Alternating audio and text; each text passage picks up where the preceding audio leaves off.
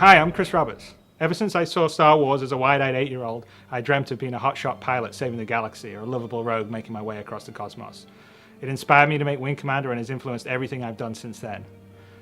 10 years ago, after 20 years of making games, I was burned out, so I took a break, but I never stopped playing games nor loving them.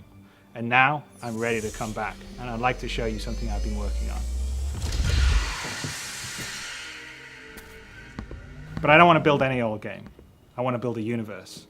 I want to build a game I always wanted to build, but I didn't have the tools to do until now. One that you can fly off a carrier fighting a heroic war on the front lines, but also one that you can muster out and find your own fortune in the stars wherever your spaceship takes you. I want to be able to share this experience with my friends and fight against real opponents in space, not just AI. And I want this to be as good or better than any other game out there, and I want to actively push the boundaries of what you can do in a game. None of this would have been even possible 2 years ago.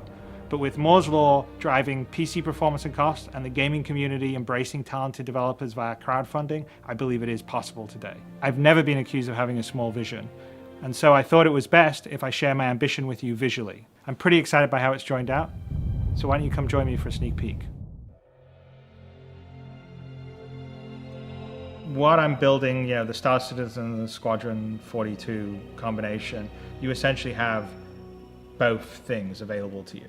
So Squadron 42 is the sort of single player experience where you are getting missions. You're in the military, so it's not that open world because you're going to be going AWOL if you decide you want to go off to some other planet.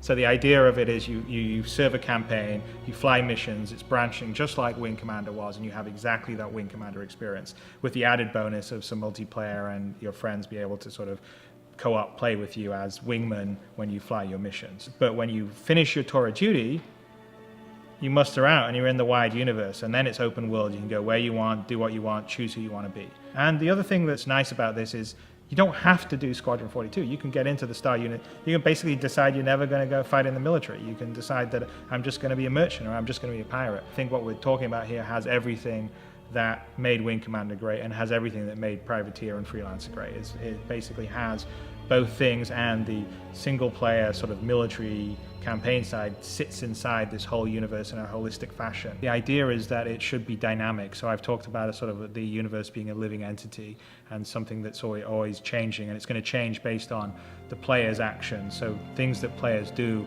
will have an effect on the universe, and they'll also be able to become part of the universe. So a good example is, say, a player that's an explorer and they explore around enough time, they find a space anomaly, and then they manage to navigate a jump. That jump point and the system that they've jumped into will get named after that player. So like that player becomes part of the history and lore of the universe. And on top of that, we're going to be dynamically adding content to these universe. I'm not interested in having yearly updates. We'll have a team of people that are adding content on a weekly, every 2 weeks basis. So you're starting this system and you start in the game and it's got 50 star systems, for instance, and 2 weeks in, a jump point's discovered for another system and someone navigates it and bam, we've got a 51st system and so on. So one thing I think you'll all be very excited about is the level of fidelity in space, the graphical detail and the immersion, because it's to a level that I've never been able to achieve before. I'm trying to build a world that it's so detailed and has such great texture that you forget that it's a game, which is always my goal when I'm building games. I'll just climb into the cockpit of the fighter, and as you can see, as we're sort of climbing in, there's a huge amount of detail in the cockpit, because one of the biggest keys for me in the next game I'm building is I really want to have that immersion to be complete. And we're going to do a lot of things that will really push that. Everything inside the cockpit operates and moves and works. If I look around the cockpit, you can see the displays, my hands on the throttle, my hands on the joystick. The whole idea is we're immersed fully in a cockpit that's fully rendered in 3D. So if you issue a command, you hit a button, you'll actually see your character do it in the cockpit. It's all for the immersion. Well, I think immersion is really important for me because I think that you have to really visualize and create a very believable world. I mean, so that's one of the reasons why I always sort of really push the visual fidelity, is because I think that helps with the immersiveness. And the more immersive, the more connected you are to the experience. The more connected you are to the experience, I think the more fun the game itself will be. So an example of that is if we're looking around at our character, we can see that the character himself is about 100,000 faces, which is about 10 times the detail of most current day AAA games. There are about 10,000 faces or so, and so that just allows you to have a little extra detail. The wires on his pilot outfit, the creases in the uniform, and have it really stand up when you come in close and not break down because it's too pixely.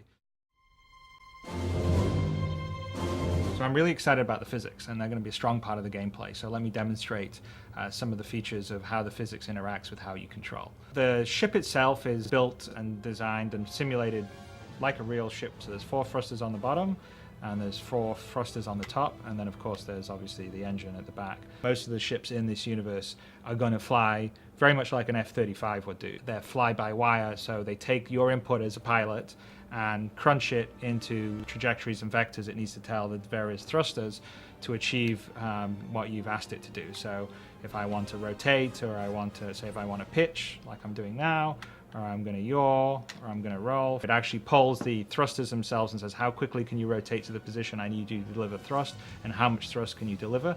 And the thrusters talk back to the flight computer and says, okay, I can get you there in 0.1 of a millisecond, and I give you this much thrust. The whole system is dynamically doing that every single frame and flying that way. It's really cool because what happens is a lot of unexpected or dynamic behavior happens by it. And then, for instance, if we're flying around in a dogfight, one of our thrusters gets damaged, it will affect our maneuverability. And it's not a matter of changing a script or data, it's actually all dynamically simulated in the system.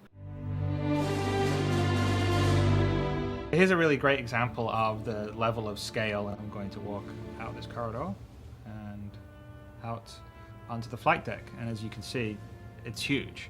The carrier that's in the prototype level is about 1 kilometer in size. It's full of activity and spaceships and people. So one of the things that I'm the most excited by the technology we've been working on is the ability to scale. So we have detail for scale at a human level. So our character's about 1.8 meters in size. Then the same level of detail for a fighter craft that you'll fly, or a bigger craft, which say this fighter craft is 27 meters in size.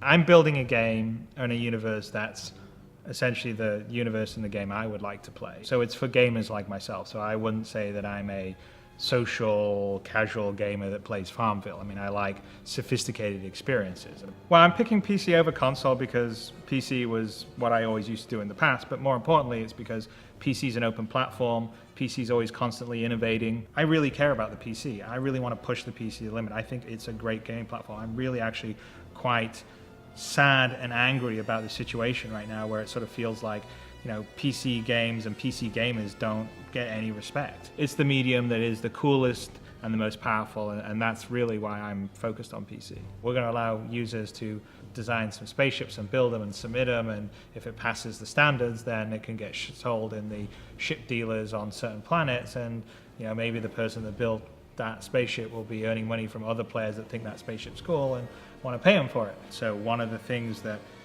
I like about crowdfunding is cutting out the politics and the noise of the big publisher, and you're dealing directly with the people that want to experience the game that you're making.